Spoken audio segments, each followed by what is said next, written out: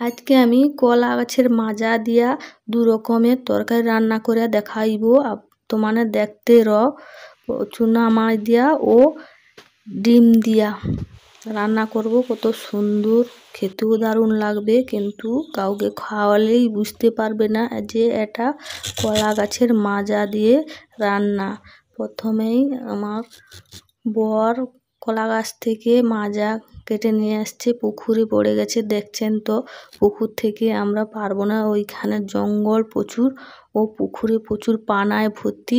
এক কোমর জলে নেমে কলা গাছের মাজাটাকে নিয়ে এসছে, এবং আমি ছোট্ট ছোট্ট করে এরকম ভাবে কেটে তার যে ভিতরের আঠালো জিনিস একটা প্রচুর থাকে, সেটাকে আঙুল দিয়ে জড়িয়ে সুন্দরভাবে প্রথমে গোল গোল করে কেটে নিয়েছি, তারপরে ঝিরি ঝিরি করে কেটে নিয়েছি সুন্দরভাবে আলুর মতো। দিয়ে একটু নুন দিয়ে ভালো করে দাবিয়ে নিতে হবে। দাবার পর দেখুন কত জল বেরোচ্ছে, নুন দিয়ে চিপড়ে এলে এত জল বাড়ায় সে খুঁজতে পারা যাবে না। তোমার কীরকম করো বা কাটো অবশ্যই কমেন্টে জানাইব, বা রান্না করো কীরকম।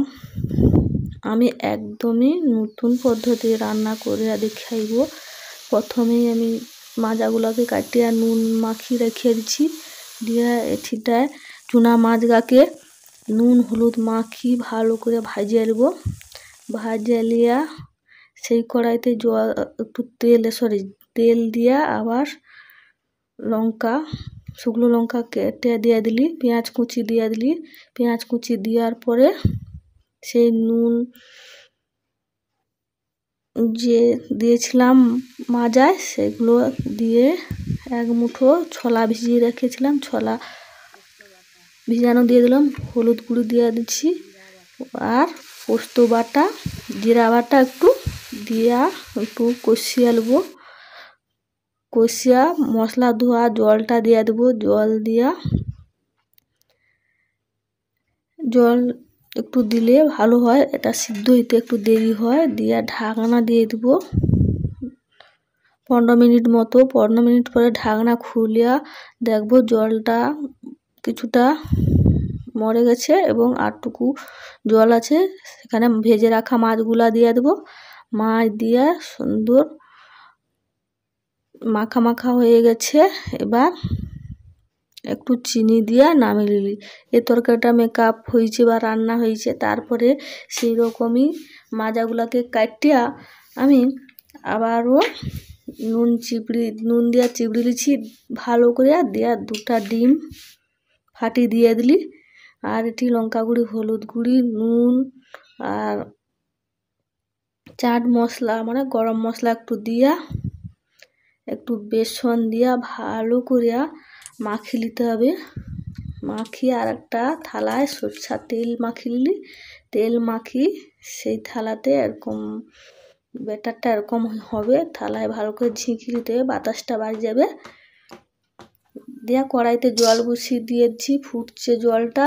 স্ট্যান্ড বসিয়ে দেওয়া, থালাটাকে বসিয়ে দেওয়া। ওখানে 20-25 মিনিট মতন ঢাকনা দিয়ে দিলি। ঢাকনা 20-25 মিনিট পরে তার আগে আমি মশলা করে নিলি, আদা রসুন পেঁয়াজ শিলে বেটে নেব।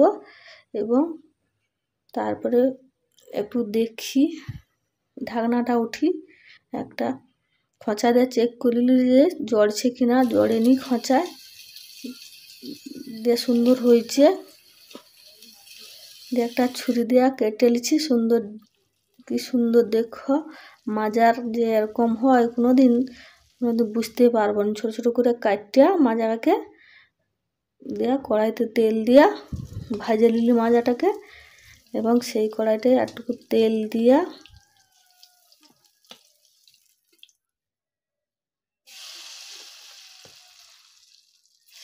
তেল গরম হয়েছে, একটু নুন দিয়া দেবো। নুন দিয়া এবার পেঁয়াজ বাটাটা দিয়ে দেবো। পেঁয়াজ বাটাটাকে একটু ভাজিয়ে নেবার পরে রসুন বাটা দিয়ে দেবো। রসুন বাটাটাকেও একটু ভাজবো। তারপরে আদা বাটাটা দিয়ে দেবো। আদা বাটাটাকে ভাজিয়া লঙ্কা গুঁড়ি, যে যেরকম ঝাল খাও সেরকম দিব। আমি লঙ্কা গুঁড়ি 1 চামচ ও হলুদ গুঁড়ি 1 চামচ দিলি।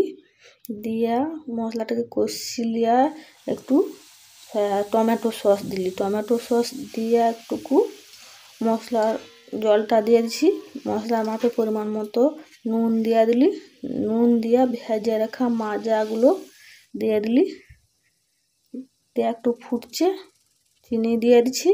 নামানোর একটু আগে আমি গরম মশলার ও ধনেপাতা কুচি দিয়ে নামিয়ে নিলি। ভাবতেই পারবে না, ভালো লাগলে লাইক শেয়ার সাবস্ক্রাইব করুন।